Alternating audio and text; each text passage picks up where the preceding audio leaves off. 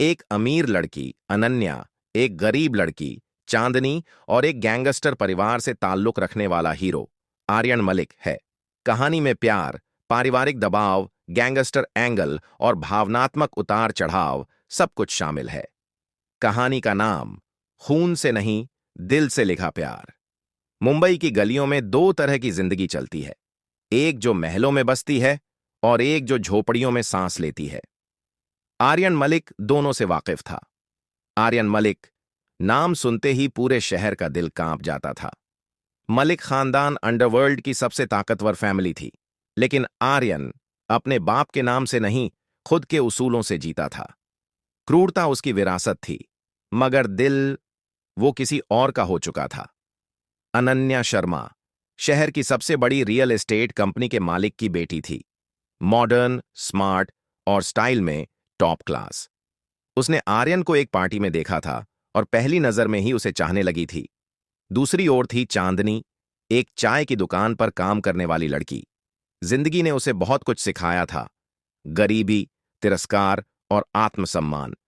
वो खूबसूरत थी, लेकिन उसने कभी खुद को आईने में देखना जरूरी नहीं समझा।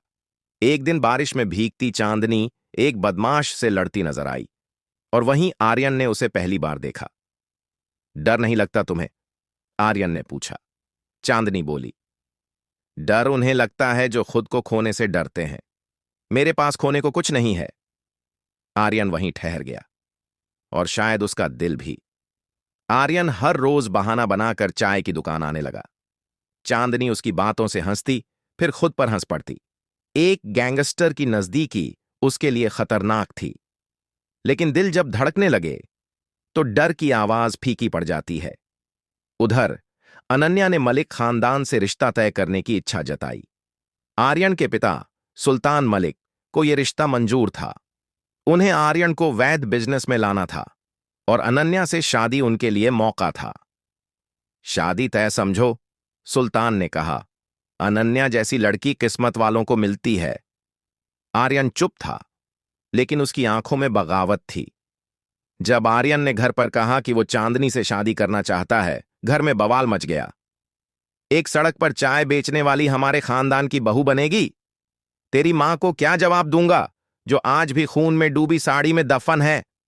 हम गैंगस्टर हैं, पर इज्जत से जीते हैं, समझा? आर्यन ने कहा, अगर इज्जत सिर्फ नाम और रुतबे से मिलती है तो मैं उस इज्जत को ठुकराता हूं। इधर अनन्या को जब सच्चाई पता चली तो उसका दिल टूट गया, लेकिन वो हार मानने वालों में नहीं थी। वो चांदनी से मिलने गई। तुम क्या समझती हो, एक गैंगस्टर का प्यार तुम्हें राजकुमारी बना देगा? चांदनी ने मुस्कुराकर जवाब दिया, नहीं, मगर मैं उसकी जिंदगी में सुकून जरूर बन सकती हूं। तुम क्या बनोगी, दिखावा?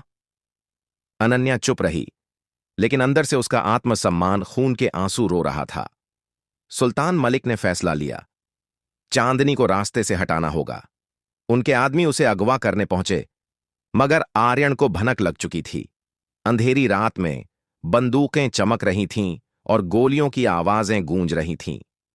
आर्यन ने अपने ही पिता के लोगों के सामने खड़े होकर कहा, जिस दिन तुमने उसकी तरफ हाथ बढ़ाया, मैं मलिक नाम का हर रिश्ता खत्म कर दूंगा। चांदनी को उसने बचा लिया, लेकिन अब घर से रिश्ता तोड़ना तय था। सुल्तान अस्पताल में भर्ती हो गए, दिल का दौरा।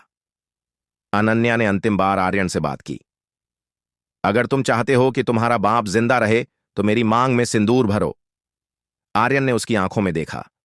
वहां अब प्यार नहीं था, बस जिद और चोट थी।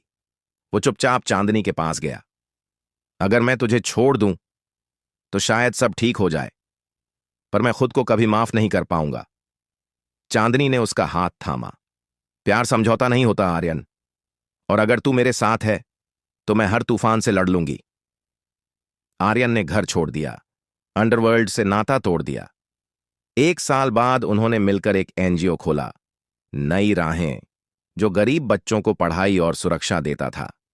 अनन्या ने विदेश में पढ़ाई शुरू की और वक्त के साथ अपने जख्मों को भर लिया। सुल्तान मलिक ने बेटे से सारे रिश्ते तोड़ दिए, पर चुपके से उसकी तरक्की की खबरें अखबार में पढ़ते रहे। एंडिंग आर्यन और चांदनी की मोहब्बत खून के रंग से नहीं, इंसानियत और इश्क की मिट्टी से बनी थी। उन्हें सब कुछ खोकर जो मिला वो था एक सुकून भरा प्यार, जो न पैसे से खरीदा जा सकता था, न डर से दबाया जा सकता था।